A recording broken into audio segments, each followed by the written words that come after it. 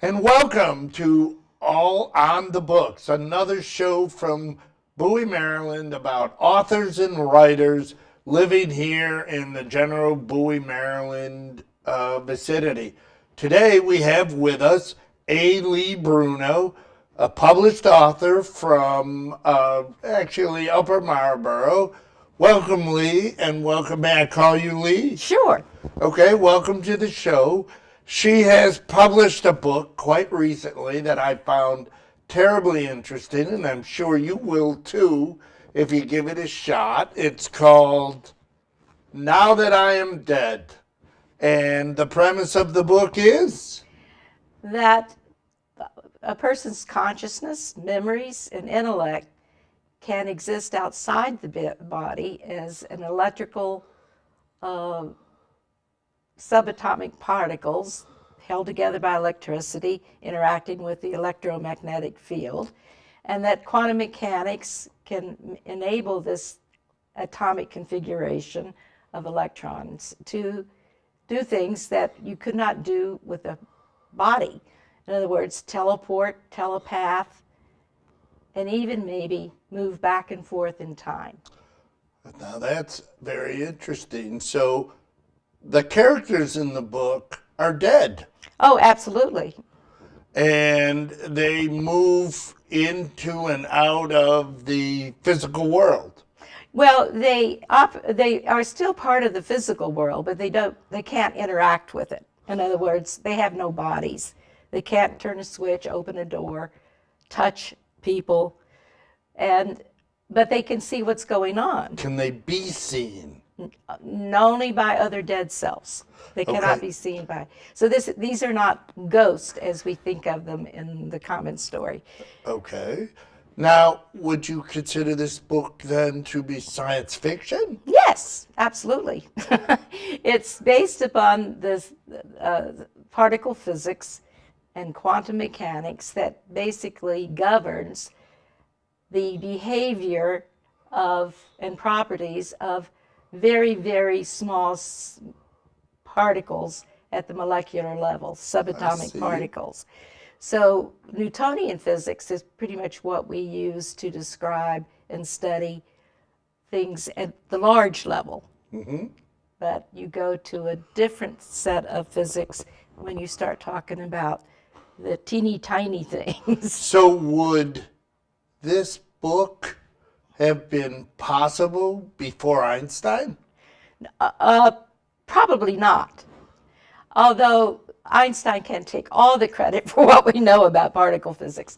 But definitely that science has been growing. And in fact, when I started my research for the book, a year or so ago, it was hard to find any serious research relating to particle physics and the consciousness, what makes us who we are. And now, in just the year or so it's taken me to write the book and publish it, you can Google the quantum brain and find all sorts of serious research that I wish I had the advantage of when I was writing the book, but fits right well within the concept, at least, or the premise of the book. Oh, who knows? Maybe we'll have a second edition. The other thing that I was wondering about is the book published by yourself? Yes, I self-published on Amazon.com. Okay. The other issue that comes to me, question, the show, we're supposed to seek out writers who write about and live in the general Bowie area. Mm-hmm. Tell us about how Bowie connects to this book. I love this story. Well, the story is set in Prince George's County. A lot of the scenes take place in the University of Maryland College Park Library. That's where a lot of the dead cells hang out because it's better to have indoor accommodations, so you don't have to deal with lightning and untoward weather. Okay, a couple of times buried there in the depths of McKeldin in graduate school, I felt like a ghost. Well, I also make the point that the library is hardly ever used, so there's lots of room for people dead selves to hang out there. The other part of the book is set actually in my backyard in Brock Hall in Upper Marlboro. And the magnolia tree that features is a favorite hangout of our protagonist, Fiona, is a tree I planted when I moved to Upper Marlboro in Okay. 1977. So I use the places around me as the setting for the book, and readers will no doubt read familiar scenes when Yeah, they read the book. McKelman Library was very familiar to me. And the other thing I found terribly interesting, simply because I'm probably a historian by profession, was the connection to Prince George's County and Maryland slavery. Well, the connection is small in that it deals with a former slave, just one, but it does reflect the experiences of that one slave and that slave's family. And Jonas, the character Jonas, is very colorful and has accomplished in his dead life the things he could not do as a slave. Okay, and well, the thing that I really liked was drove me back into the history books is a conversation we had previously. I did not realize that slavery had been abolished in Maryland until before the 13th Amendment in 1864. I thought it was much later than November of 1864. And so I enjoyed that historical aspect of the book. Now, beforehand, as you mentioned earlier, you had worked in brain research and you were a psychologist. I had the sense that I was in the midst of a memory while I was reading this book. And I like the way you apparently solved, because I've had this conversation with other writers, the linear nature of writing. You made time change. Explain that. And if you see right here, these little, you called them The Atcons. These were the energy sources of these. That is the embodiment of the dead self, the consciousness of the dead self. And so, how did you come up with the way you manipulated time? It reminded me when I was back in Catholic elementary school, and the nuns would tell me, well, you're going to die, and then you're going to go to eternity, and time's going to disappear. Well, the nuns were not well acquainted with quantum mechanics. So, to say the least. I use time the way there is well, I can't even remember the word, but there is time that we use to construct our notion of reality. But time, as Einstein proved, is relative. And I think we all knew that anyhow. Any of us who have spent time waiting in DMV for their number to come up understands how long it is, as opposed to that time we spent, watching our favorite movie or something.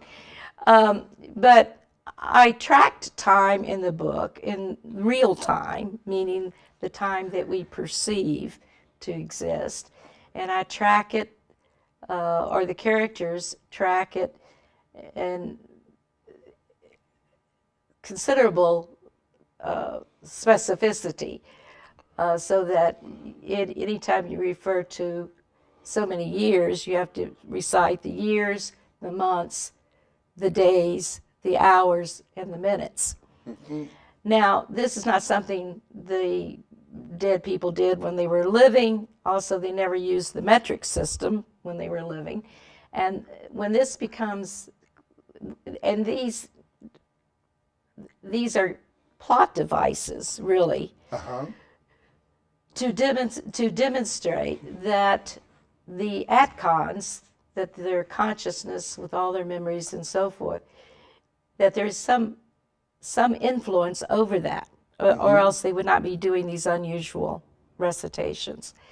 So it's the first clue, and this is part of the story, that though they have all these freedoms and to do as they will with their lives and can do almost anything that they could do as a living person, there is a force that has some control.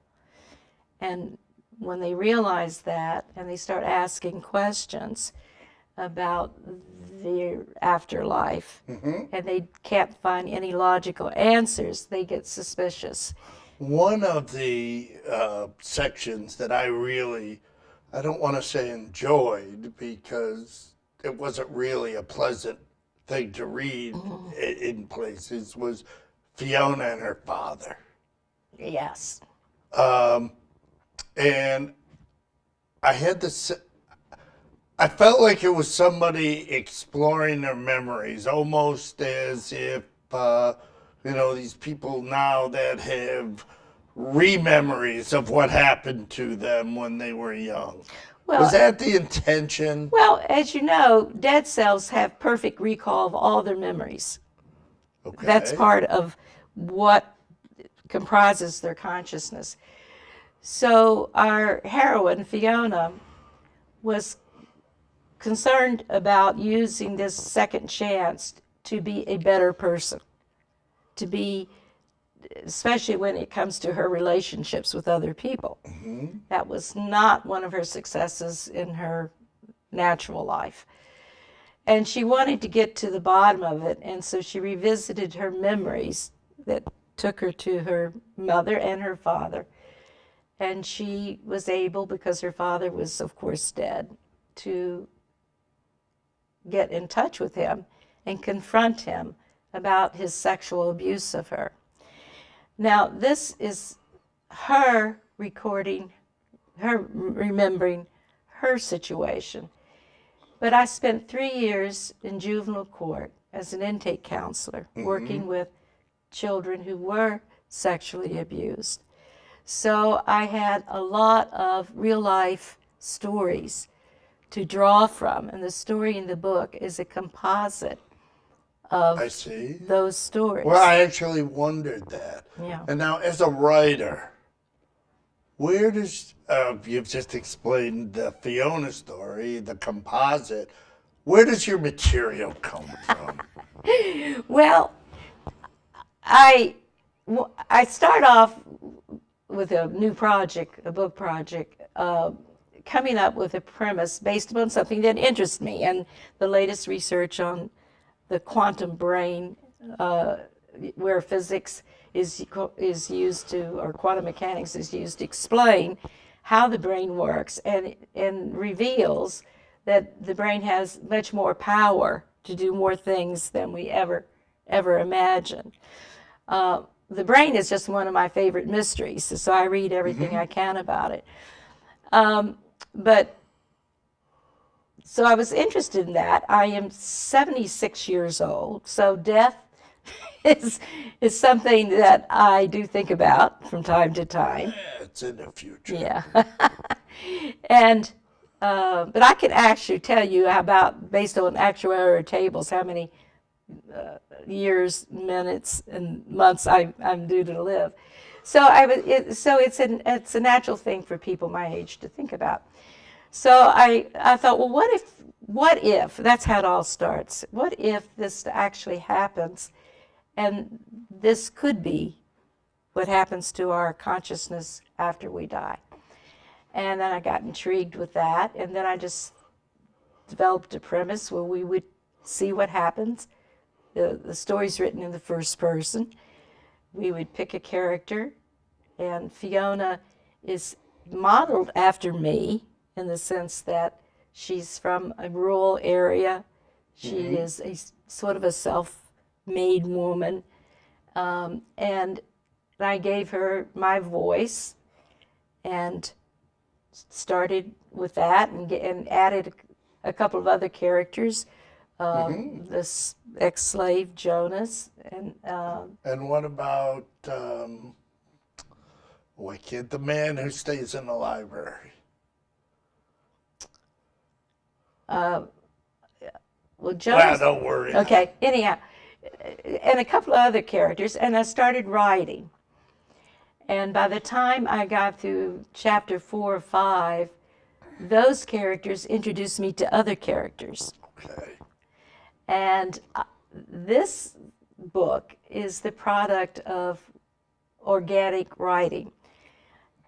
Explain what you Organic writing is when you start with your characters, you create the characters, and you let the characters write the story. Okay, I was going to ask you, Yeah. did the characters take over? The characters clearly took over, which is why I love to write. I love to lose myself in the story and let the characters take over. And the only time I stop them is when they're starting to bore me. Okay. Then I stop them and delete. Because then they may bore us, the Yeah, readers. right, absolutely. And then I say, no, you got to do something different here. And then something pops up and I write it down and we just go with that. And that is how the story evolved. I had a premise that I knew how it would more or less end. I knew where it would go, but not the path to get it there. And the characters, and that means you have to really have strong characters that are real to me. Okay. They have to be so real to the writer that they can interact to guide the story. If you make two-dimensional characters, you're not going to get much effort out of them. So there's a lot of argument in the writing community. I know I argue with myself about it all the time. What's your process? The process.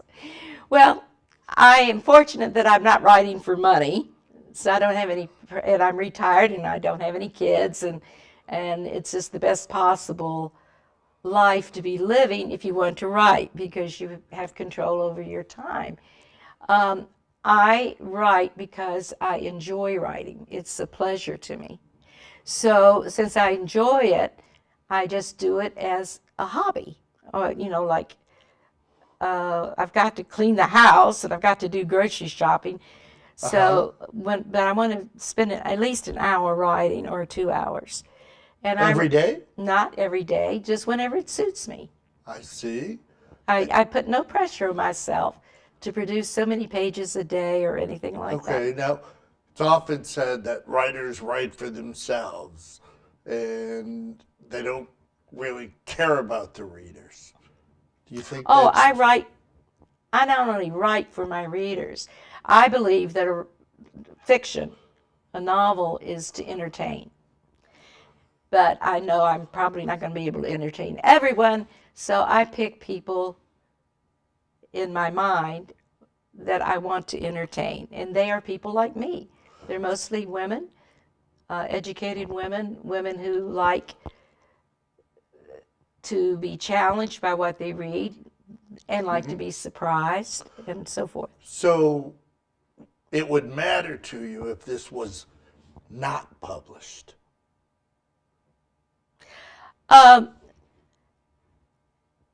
Only in the sense that I really get off on people telling me how much they liked what I wrote. Okay. And you can't get that kind of feedback if you don't publish. Okay. But the truth is that the people around me that read what we call beta readers, read the manuscript, long, of course, before it's published, and give me their feedback on it. And I really depend upon positive feedback to let me know that I'm writing what I want to write.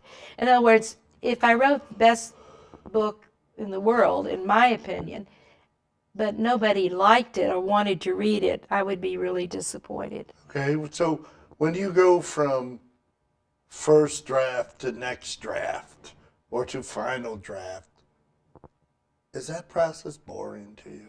No, I love that part.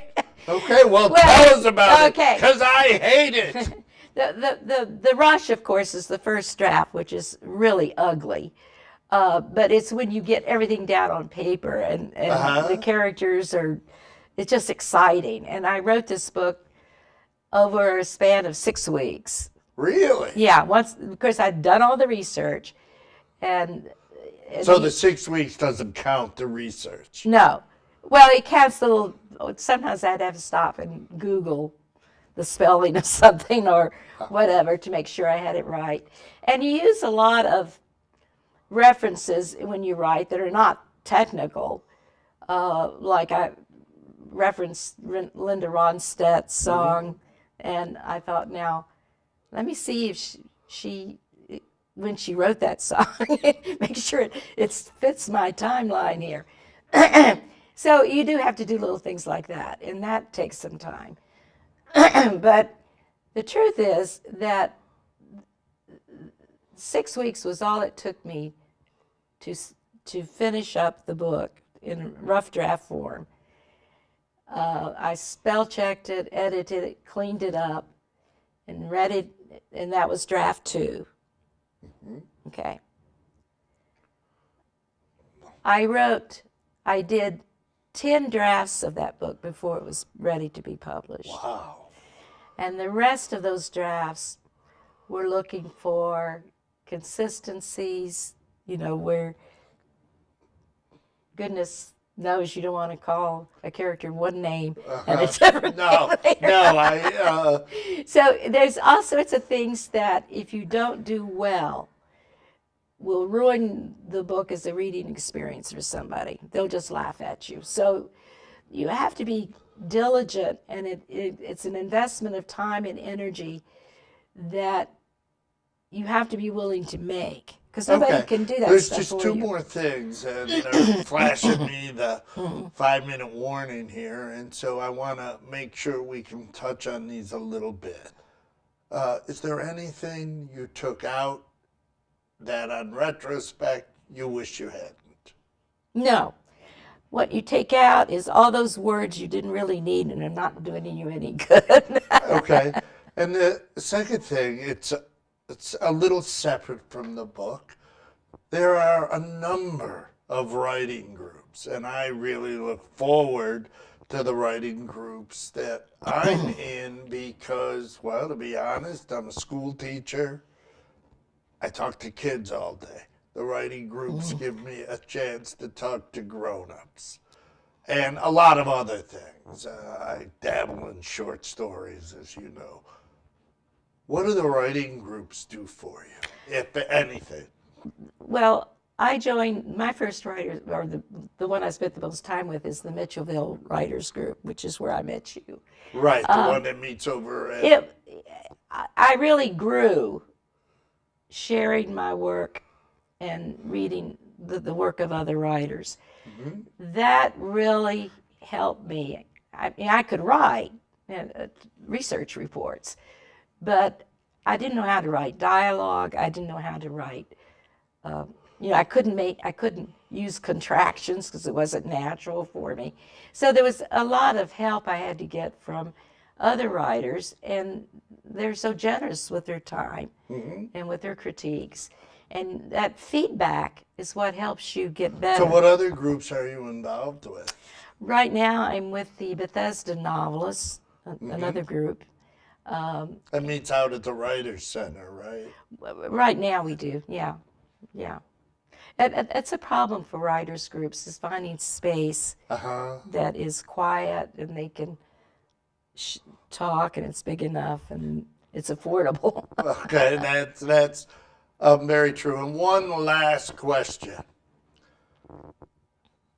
Your novel isn't true, but is there truth in it?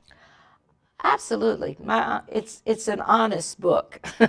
Okay. It does not attempt to mislead or the science is there.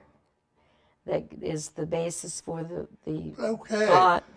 Well, I hope you've enjoyed your time with both Lee and I here on the books. Remember, this is the book. You can find it on Amazon. It's a great read. I've read it myself, believe it or not. And I hope that you enjoy it. Thank you so much for joining us. I really you for having me. appreciate your time. And episode 2 is now in the books. And on the books is in the books. And we'll see you next week with episode 3. And I promise you, it's a doozy.